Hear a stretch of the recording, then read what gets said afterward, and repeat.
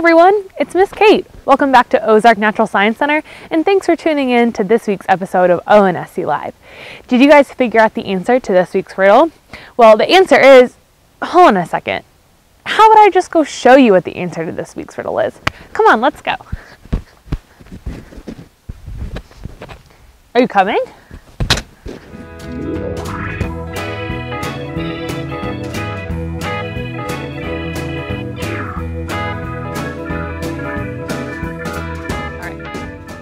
The answer to this week's riddle is solar energy.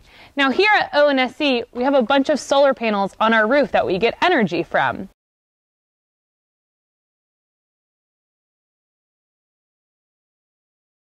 And it is such a nice and sunny day outside today that our solar panels are working nice and hard. Humans have used the energy from the sun for a really long time. We use it for heating and for cooking and to remove salt from seawater and even to dry our clothes. But these days, the energy from the sun can be used to create electricity. How much of our electricity in the United States comes from solar energy? We use a lot of energy in the United States. In fact, 19% of the world's energy consumption comes from the U.S. alone.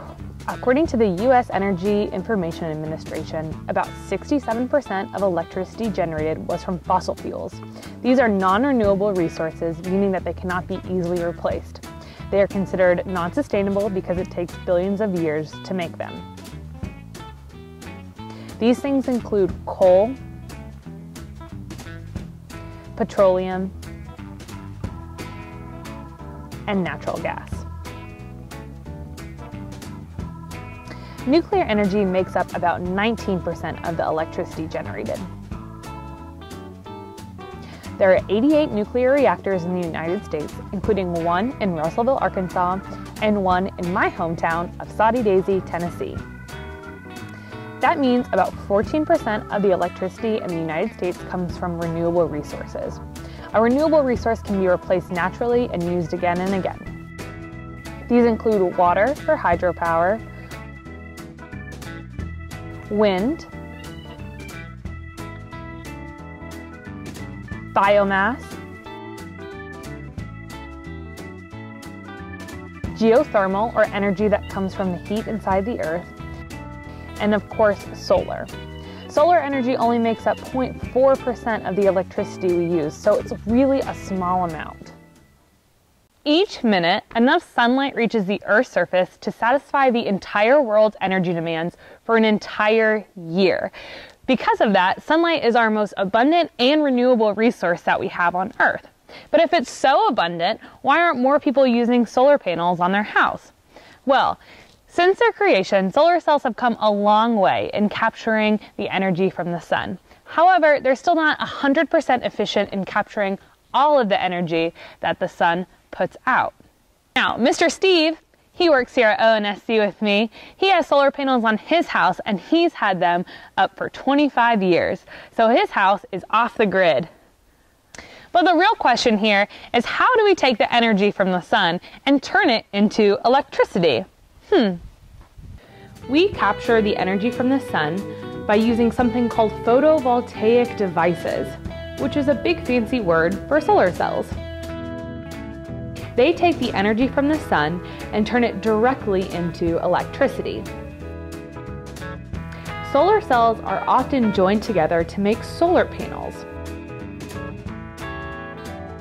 We can see these on rooftops, on calculators, or in large tracts of land to power cities.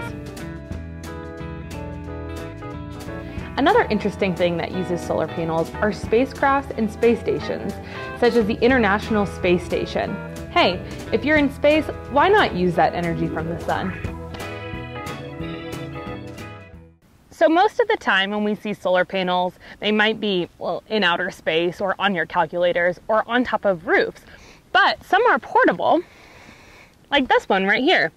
Let's check it out to see how it works. So here we've got our solar panel and it's just charging in the sun.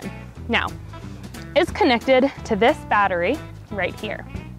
So all the energy from the sunlight is going right into this battery.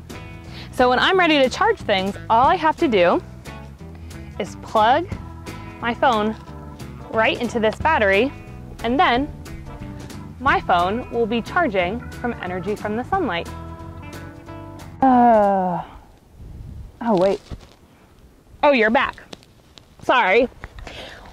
Watching that solar panel work really hard in the sun just made me want to take a quick little break so I could lay in the sun too. Now, what was I saying? Oh yeah, so our solar panels here at ONSC work really hard. Now last year, they calculated enough electricity to generate 2,038 kilowatt hours of energy. 2,038 kilowatt hours. Hold on, I'm not an engineer, so I don't know what that means. But I do have some things that can show you how much that's equal to. Come on, we can go check that out. With the energy that we save from the sun, you could power one CFL light bulb 24/7 for 21 years straight. That's amazing! With that energy, you could also charge a dead iPhone over and over again 24/7 for 74 years. Imagine how many games of Candy Crush you can play with that much electricity. Now, if we happen to be in France, that energy could light up the Eiffel Tower for 12 hours straight, which may not seem like a long time, but the Eiffel Tower has over 20,000 light bulbs in it. All right, hey guys, thanks for tuning into ONSC Live this week with me, Miss Kate, to learn about solar energy. Please don't get on the roofs at your own house. That is not safe, but we will see you back here next week so you can learn more fun things about our Ozark natural environment. See you later!